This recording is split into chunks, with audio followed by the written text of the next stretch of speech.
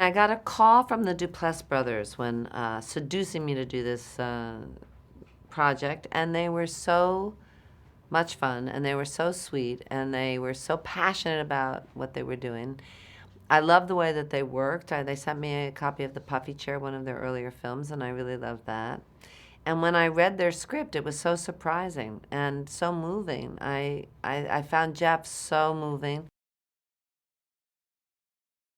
My character, Sharon, has been Wendy to everybody's Peter Pan for way too long. She's feeling put upon, she's exhausted, she's, in a job that she doesn't like, while meanwhile Jeff is just trying to figure out the meaning of the universe, and I think she's just had it when the movie opens. This is the day she finally just says, listen, get the wood glue, do this. If that doesn't happen, you're out of here. And she's raised these two sons on her own. The husband has died when the kids were really little. And she pretty much thinks that, her life is what it is, and there's not going to be any surprises. And then there are surprises.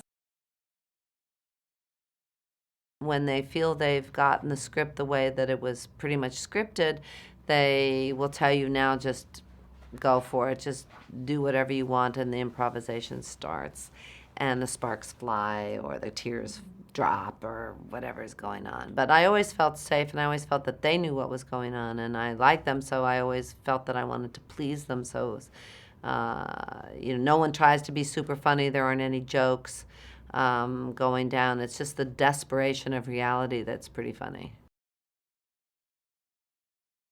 The movie takes place in one day in which all the characters of this family, the mother, the two sons, and the daughter-in-law, all get to a certain point where a series of events brings them all together and changes the way they look at their lives and the way they look at the potential for the future, and makes them appreciate each other, and kind of releases them in some way to start again.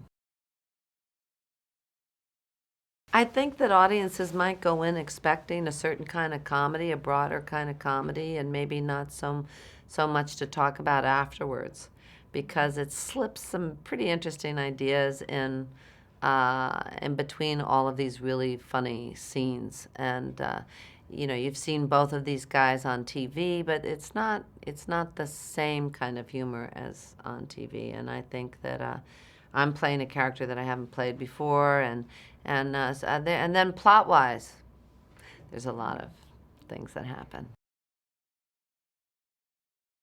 I'm a huge believer in life dealing up much more than you could possibly dream up in your imagination. And I think that's why being in the moment is really important. Not that you don't, get insurance, not that you don't try to have a roof over your head, but people can cross your path that have something to tell you and have some bit of information that's going to trigger some thought or some behavior that you just can't anticipate. And unless you have your blinders off, and unless you're ready to, switch tracks, you're missing out on a chance for a lot of really wonderful things to happen. So I'm totally with Jeff in the Basement on that one.